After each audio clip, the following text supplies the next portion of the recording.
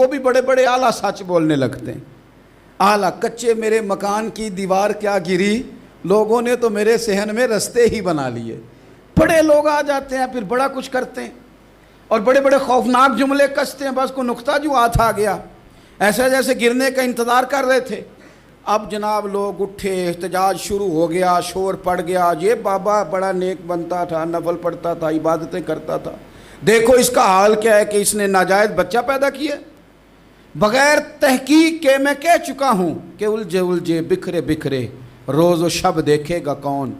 لوگ تیرا جرم دیکھیں گے، سبب دیکھے گا کون. لوگ تیرا جرم دیکھیں گے، سبب کوئی غور نہیں کرتا کہ وجہ کیا تھی. او بھائی کچھ تو مجبوریاں رہی ہوں گی، یوں ہی کوئی بے وفا نہیں ہوتا. الزام لگا دیا، شور ہوا، احتجاج ہوا، دنیا اکٹھی ہوئی، ان کا انہوں نے اجرا گرا دیا، مارا بھی، پیٹا بھی، ایک نیک آدمی کو بدنام بھی کیا، برا بھلا بھی کہا، گالیاں بھی دیں، جو کر سکتے تھے کیا. اب جب سزا دینے لگے نا تو جناب جریج کہنے لگے تھوڑی سی اجازت دیتے ہو، مار تو تم نے دینا ہی ہے. کہا جناب ٹھیک ہے دیتے ہیں. انہوں نے کہا صرف 2 نفل پڑھنے ہیں. اب وہ نفل پڑھ رہے تھے تو لوگ اس وقت بھی کہہ رہے تھے فراڈ ہی کر رہا ہے، دھوکہ ہی دے رہا ہے. چونکہ ذہن بن گیا نا، بدگمانی آ گئی. انہوں نے 2 نفل پڑھ کے ہاتھ اٹھائے، کہا اللہ جانا تو میں نے ہے، پر اس رسوائی کے ساتھ جنازے تک نہیں خراب ہو جاتے، قبریں تک نہیں لوگ بدنام کر دیتے.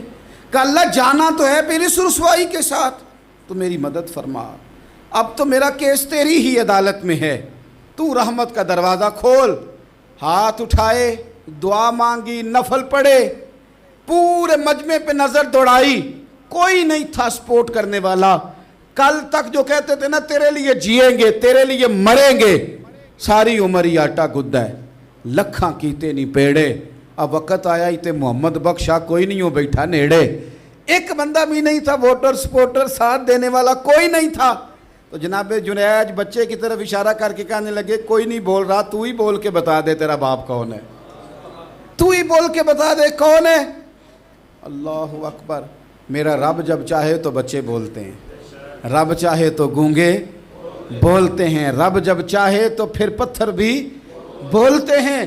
جب کہا نا تو ہی بتا تو بچہ بولا اور بول کے کہنے لگا میرا باپ جریج نہیں، میرا تو وہ ہے جو بکریاں چرانے والا ہے، وہ میرا باپ. جب رب کریم نے توفیق دی تو بچہ بول پڑا. جب رب بندوبست کرتا ہے کسی کی عزت کی حفاظت کا تو پھر کوئی اسے رسوا کر سکتا